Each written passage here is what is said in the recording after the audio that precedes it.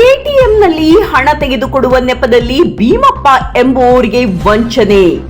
ರಾಯಚೂರು ಜಿಲ್ಲೆಯ ಲಿಂಗಸ್ಗೂರು ತಾಲೂಕಿನ ಮುದ್ಗಲ್ ಪಟ್ಟಣದಲ್ಲಿ ಘಟನೆ ನಡೆದಿದೆ.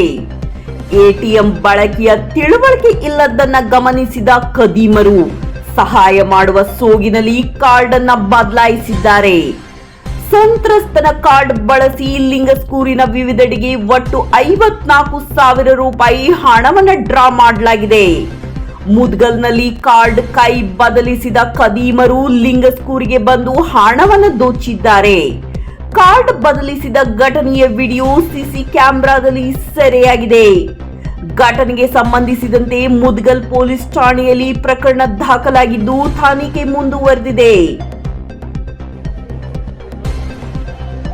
ಇವ್ರು ಫೋನ್ನಾಗ ಬಿಜಿ ಆಗ್ಬಿಟ್ರಿ ಸರ್. ಫೋನ್ನಾಗ OTP ಹೇಳಾನಾಗತ್ತಾರ.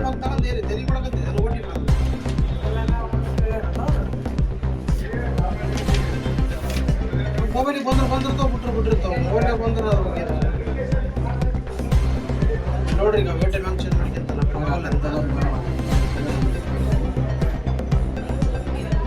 ಇವ್ರು ಅಗ್ಬಿಟ್ಟು ಮಾತಾಡ್ಸಕತ್ ಬಿಟ್ರಿ ನೋಡ್ಗ. ಮತ್ತೆ ಅದೇ ಮಾತಾಡ್ಸಕ್ ಸರ್, ಮತ್ತೆ ಮಾಡ್ಬೇಕಲ್ರಿ.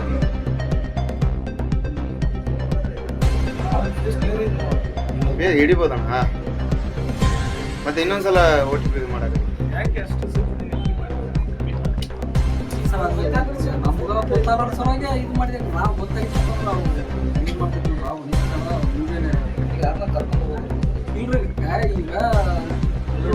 ಕೆಲಸ ಮಾಡೋಣ.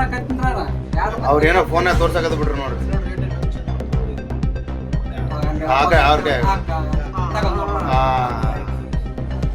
ಇವ್ರ ಫೋನ್ನಾಗ ಈ ಕಡೆ ಫೋನ್ನಾಗ ಚೆಕ್ ಮಾಡಕತ್ ಬಿಟ್ರು ಪಾಪ. ಅಲ್ಲ, ಇವ್ರಿಗೆ ಫೋನ್ನಾಗ ಬಿಸಿ ತೋರ್ಸಕ್ ಮಾಡಕತ್ ಬಿಟ್ರು ಪಾಪ. ಅವ್ರು ಏನೋ ಫೋನ್ನಾಗ ತೋರ್ಸಿದ್ರು.